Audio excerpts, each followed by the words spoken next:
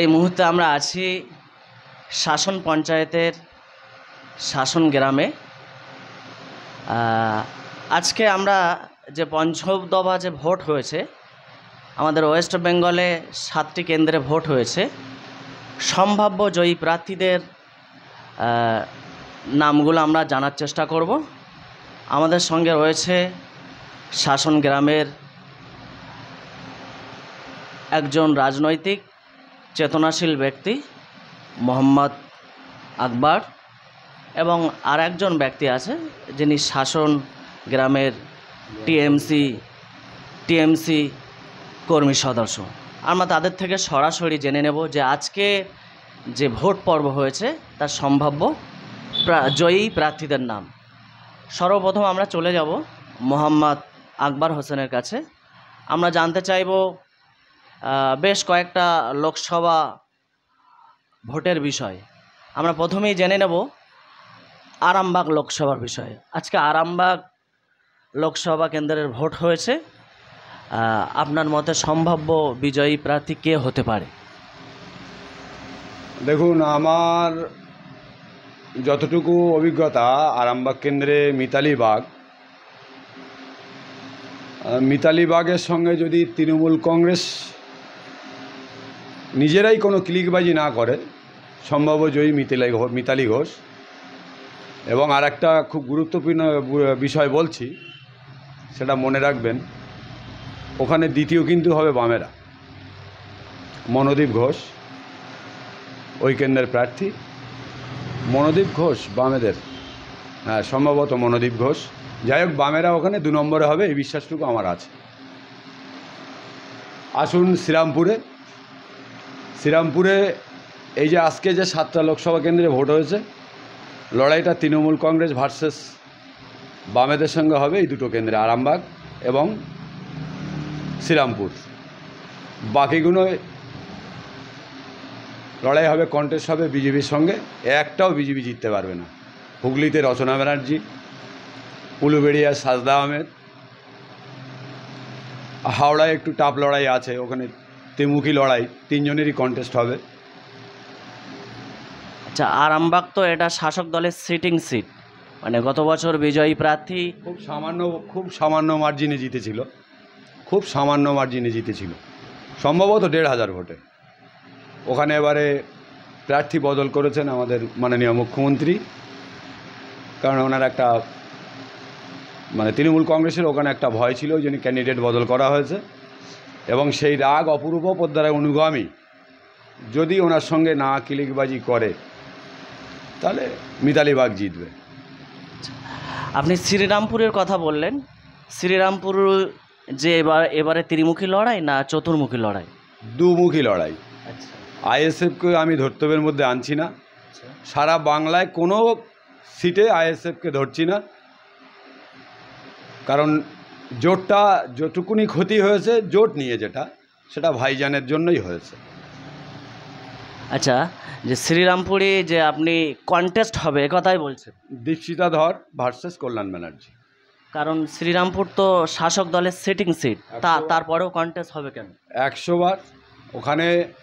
আরে বাবা, ভারতবর্ষের যা বর্তমান অর্থনৈতিক পরিস্থিতি, আর 1952 সালে ভারতবর্ষে নির্বাচন চালু হয়েছে, তারপর থেকে এই পর্যন্ত ভারতবর্ষের বুকে যত প্রধানমন্ত্রী এসছেন, এনার মতন ভাঁওতাবাজি, ধোঁকাবাজি, চিটিংবাজ প্রধানমন্ত্রী ভারতবর্ষের বুকে আসেননি।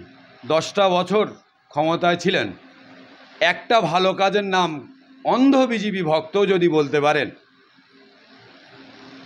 আমি আর কোনোদিন তৃণমূল কংগ্রেস করব না, বিজেপিরই সমর্থক হব আজ থেকে। একটা ভালো কাজের নাম। দর্শক, আপনারা শুনলেন। আমরা একটু জেনে নেব আমাদের টিএমসি পার্টির সাধারণ কর্মী গ্রামের, আমরা একটু তার কাছ থেকে জেনে নেব যে শ্রীরামপুরে যেহেতু গত লোকসভা ভোটে বিজয়ী হয়েছিলেন টিএমসির প্রার্থী কল্যাণ ব্যানার্জি, এবছরও কি কল্যাণ ব্যানার্জি জিতবে কি না? এবারে জিতবে। আপনার মনে হয় কল্যাণ ব্যানার্জি জিতবে? কল্যাণ ব্যানার্জি জিতবে এবারে। আচ্ছা, কিসের ভিত্তিতে বলছেন যে এবছরে কল্যাণ ব্যানার্জি জিততে পারে? দিদি এবারে অনেক কিছু তো এই ধরো লক্ষ্মীর ভাণ্ডার অনেক কিছু দিয়েছে, এইসব রূপশ্রী কন্যাশ্রী এসবগুলো দিয়েছে। এই যে দুয়ারে দুয়ারে কন্ট্রোল পাঠিয়েছে, রেশন চালু করেছে, এই ভিত্তিতে আমার এক কথায় আপনি বলতে চাইছেন যে জিতবে উন্নয়নের নিরিখে। উন্নয়নের নিরিখে। দর্শক আপনারা শুনলেন যে উন্নয়নের নিরিখে এবারে শ্রীরামপুর সিট কল্যাণ ব্যানার্জি জিতছে সম্ভাব্য বলে তিনি দাবি করছেন, তথা শাসক দল জিতছে। আমরা এবার চলে আসব উলবেড়িয়ায়। উলবেড়িয়া লোকসভা কেন্দ্রের বিষয়ে আপনার কি মতামত? সাজদা আহমেদ, তৃণমূল কংগ্রেস ক্যান্ডিডেট সাজদা আহমেদ। আচ্ছা, আপনি এত জোর গলায় কিভাবে বলতে পারছেন যে সাজদা আহমেদ জিতবে? কিসের ভিত্তিতে বলছেন? ক্যান্ডিডেট ফিগার, তৃণমূল কংগ্রেসের উন্নয়নমূলক প্রকল্প, নরেন্দ্র মোদীর ভাঁওতা ধরা পড়ে যাওয়া, এই সব কিছুর উপরে ভিত্তি করে সাজদা আহমেদ ওখানে 1 নম্বর। আচ্ছা, আপনারা শুনলেন। আমরা এবার চলে আসবো বনগাঁতে। বনগাঁ লোকসভা কেন্দ্রে। বনগাঁ লোকসভা কেন্দ্রের প্রার্থী হলো বিজেপির তরফ থেকে শান্তনু এবং শান্তনু ঠাকুর, এবং টিএমসির পক্ষ থেকে বিশ্বজিৎ দাস। আপনার কি মনে হয় কোন পার্টি জিতবে? 99% বিশ্বজিৎ দাস। মতুয়া ভোট নিয়ে শান্তনু ঠাকুর ধরা পড়ে গিয়েছে। 19 সালের লোকসভায় ভারতবর্ষের ভারতীয় জনতা পার্টি বিজেপির সমস্ত বড় নেতা, মানে লোকাল ট্রেনের প্যাসেঞ্জারের মতো প্রত্যেক দিন বাংলার মাটিতে এসছে, এবারও আসছেন, কোনো কাজ দেবে না। গত বছর অনেক ইস্যু ছিল বিজেপির হাতে, পুলওয়ামা, জাতীয়তাবাদ, দেশভক্তি, মতুয়াদের নাগরিকত্ব দেওয়া, সিএ, অনেক ভাঁওতা দিয়েছেন। সেই ভাঁওতায় বিগত 5 বছরে বনগাঁর মানুষ, রানাঘাট, শান্তিপুর, কৃষ্ণনগরের মানুষ, মতুয়া সমাজের মানুষ, তাদেরকে সম্মান জানিয়েই বলছি, তাঁরা ওই বিজেপির ভাঁওতাটা ধরে ফেলেছেন। ধরে ফেলার পরে মতুয়াদের মধ্যে 3 ভাগ হয়ে গিয়েছে। একটা যাবে বামেদের দিকে, বেশিরভাগটা যাবে তৃণমূল কংগ্রেসে। আমার তো সন্দেহ হচ্ছে এবারে শান্তনু ঠাকুর 3 নম্বর হয় কিনা। আচ্ছা দর্শক, একজন রাজনৈতিকভাবে সচেতন ব্যক্তি এবং যিনি প্রতিদিনই আপডেট থাকেন, তিনি বলছেন বনগাঁ লোকসভা কেন্দ্রে যেহেতু গতবার লোকসভায় শান্তনু ঠাকুর সেখানে বিজয়ী ছিলেন, এবারে বলছেন যে সেখানকার মানুষ শান্তনু ঠাকুরকে রিজেক্ট করবেন, তিনি এই আশা করছেন। আপনারা কি মনে করেন একটু কমেন্ট বক্সে লিখে জানাবেন। আমরা এবারে চলে আসব ব্যারাকপুর লোকসভা কেন্দ্রে। আচ্ছা, ব্যারাকপুর লোকসভা কেন্দ্রে এবার কি ত্রিমুখী লড়াই না দুমুখী লড়াই?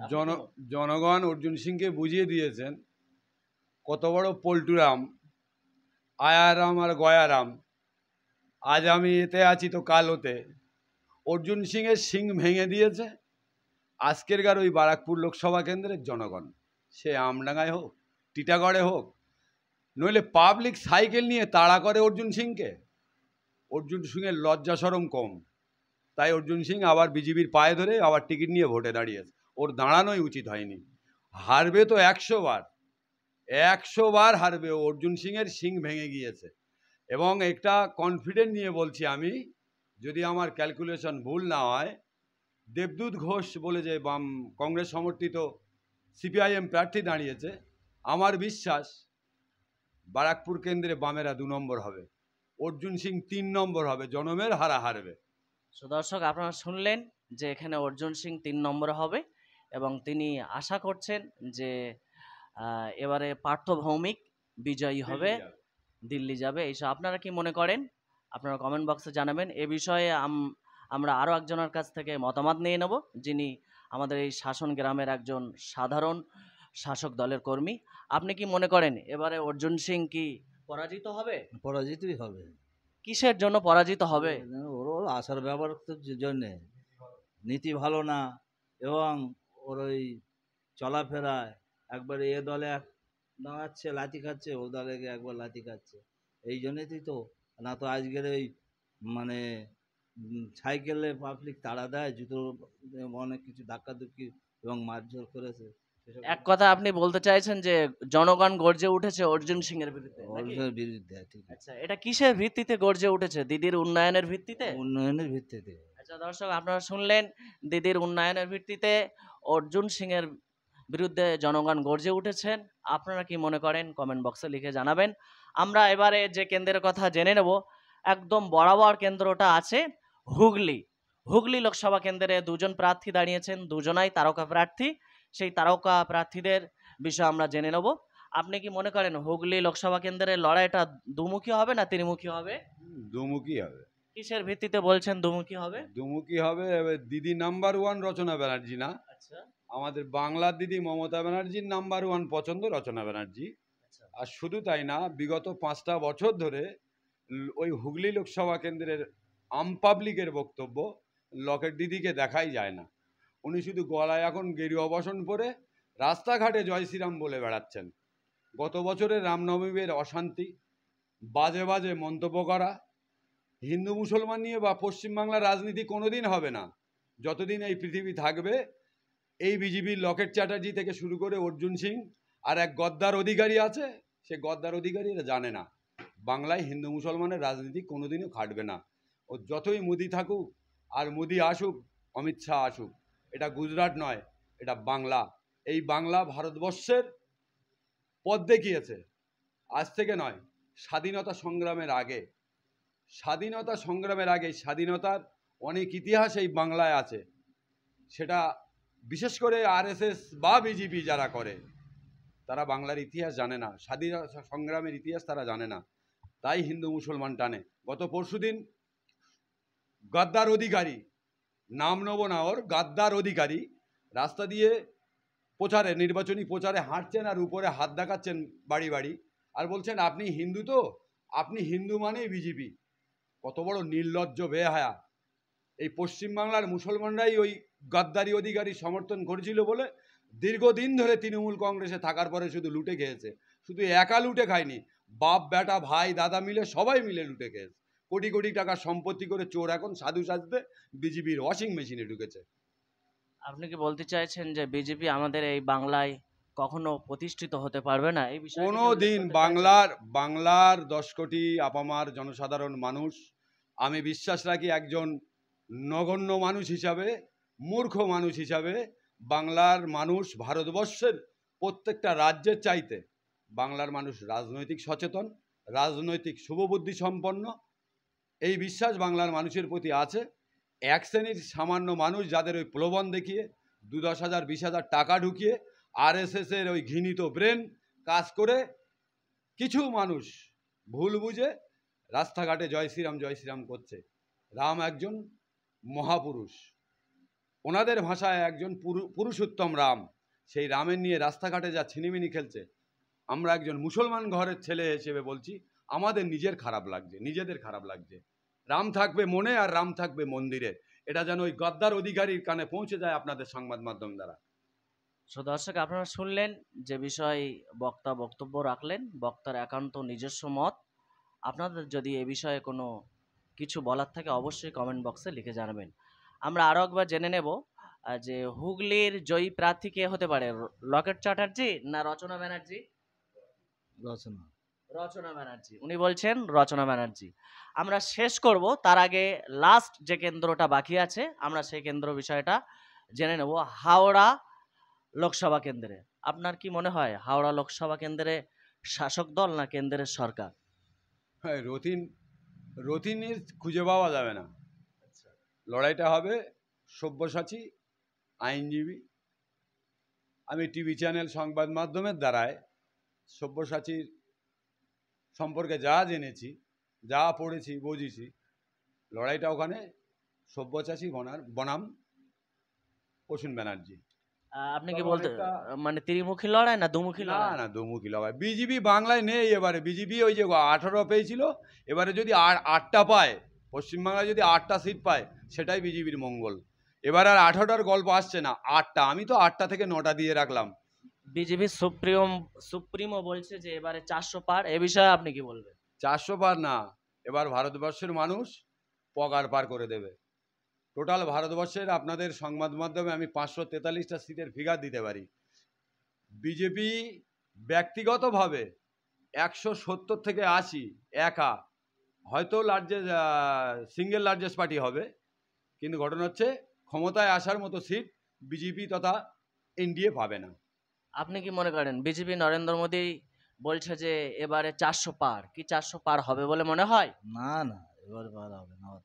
আমাদের বাংলায় গত লোকসভায় 18টি সিট পেয়েছিল, সে সিটও কি ধরে রাখতে পারবে বিজেপি? না, এবারে 6টা থেকে 7টা।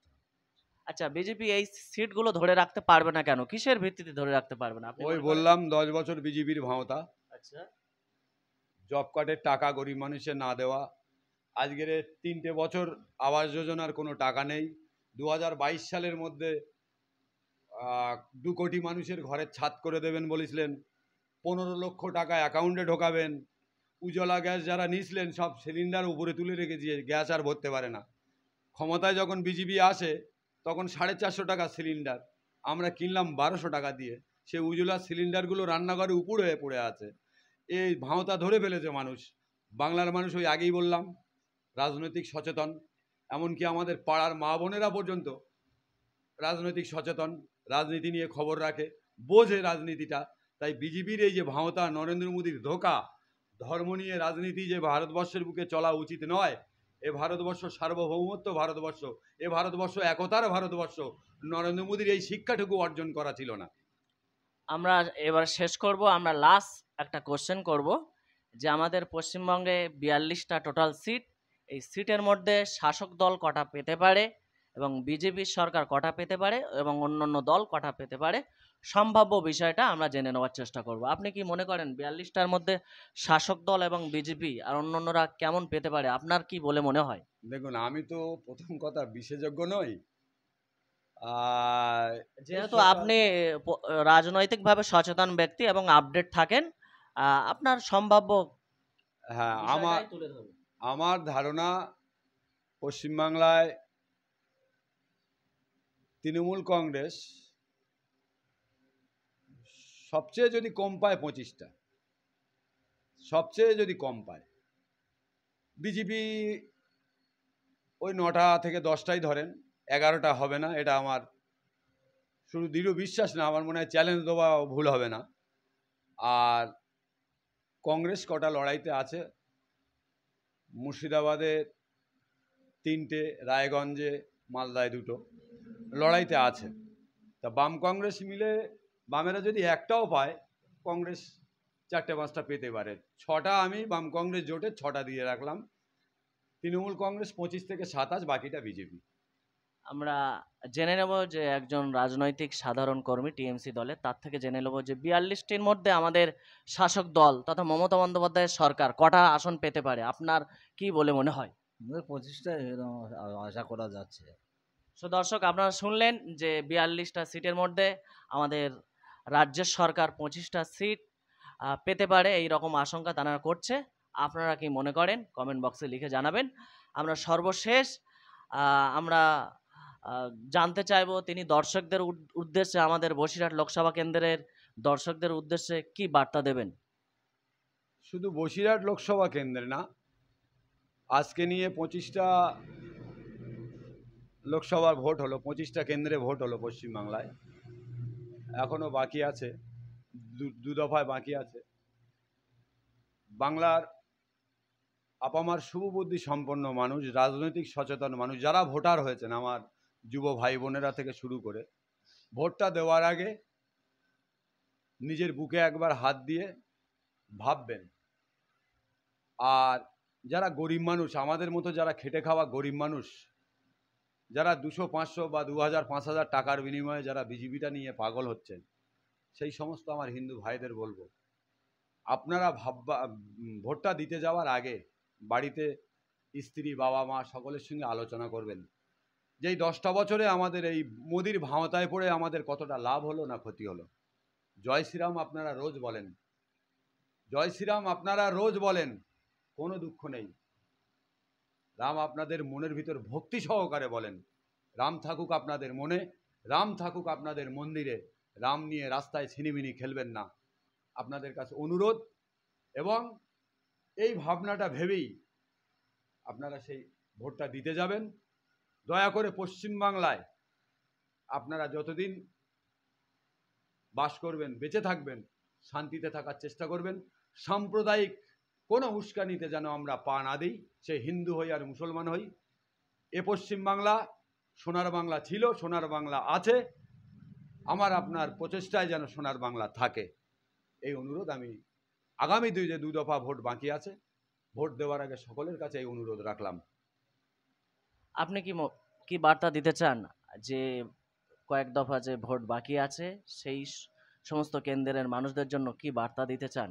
তাদের শান্তিতে সবাই ভোট দিতে পারুক, এই তো হ্যাঁ? শান্তিতে সবাই যেন শান্তি শৃঙ্খলায় ভোটটা দিতে পারে, এই আশাবাদী আমরা সবার কাছে। তো দর্শক, আপনারা শুনলেন, আমরা কথা বললাম দুজন বিশিষ্ট ব্যক্তির সঙ্গে। তাদের একান্ত অনুরোধ মানুষ যাতে শান্তি শৃঙ্খলভাবে ভোট দিতে পারে, কোথাও যেন বিক্ষিপ্ত ঘটনা না ঘটে, এই আশা তারা করছেন। আমরা কথা বলছিলাম যে দুজন ব্যক্তির সঙ্গে, তারা অত্যন্ত রাজনৈতিকভাবে সচেতন ব্যক্তি এবং খুব চিন্তাশীল ব্যক্তি। আপনাদের কাছে তারা অনুরোধ করেছেন আপনারা কোথাও কোনোভাবে বিক্ষিপ্ত করবেন না, আপনারা নজর রাখুন আমাদের XYZ বাংলা নিউজে। ততক্ষণ পর্যন্ত এরকম আরও ইন্টারভিউ শোনার জন্য আপনারা ভালো থাকবেন।